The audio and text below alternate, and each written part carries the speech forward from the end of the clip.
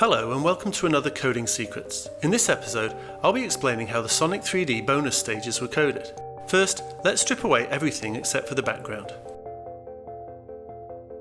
So it looks a little like the 3D floor from the moose chase in Mickey Mania, but it's only scaled vertically, not horizontally. So let's have a look at how we achieved that. The background is made of a repeating strip like this. Now normally we'd mirror something like this to save memory, and although it doesn't look like it, we have actually mirrored this. If we slide it down, we can see that it is mirrored, and the artist was just very clever about the repeating pattern to hide the mirroring. So how do we achieve the 3D effect of it seeming to curve into the distance? Well, if we compare the original texture and the 3D section, we can see that this 3D section isn't as tall. That's because we use something called horizontal interrupts to just copy certain horizontal lines from the original texture to the screen. For example, if we skipped every other line copying the texture to the screen, the image would end up being smaller, half the height.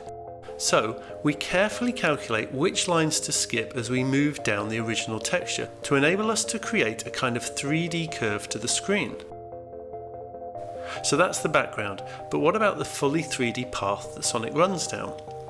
Well, there's a big clue to how we create this effect if we isolate this wooden panel that Sonic would normally jump up. We can see that it's very like a scaling textured polygon, but in fact it's just animation frames stored in memory. And we've mirrored it both horizontally and vertically, which means when compressed, it takes less than 15K of memory. So that explains the wooden panel Sonic jumps up, but what about the path? How does that all link in? Well, let's just take a few pixels from a few different frames of the panel animation as it scales up. We can then use horizontal interrupts again to position each of these slices exactly where we want them on the screen. And if we're clever about positioning them, we can produce a tilted polygon. So then we do a bunch of maths to work out where all the individual lines should be on the screen, and then use the horizontal interrupts to create the 3D path.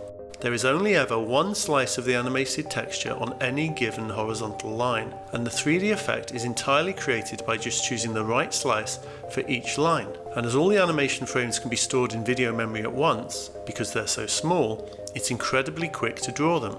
We also pick the right camera angle so that for the most part, the path disappears off the top and the bottom of the screen. This limits the number of different sizes that we need to store animation frames for. So what about all the other things?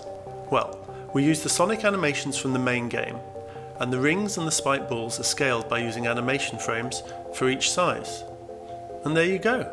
No sneaky palette swaps this time, except between levels to make the background suit the stage they belong to. And that's all there is to it. Please like or subscribe if you enjoyed this video, and let me know in the comments what other secrets you'd like explaining. Until next time, take care.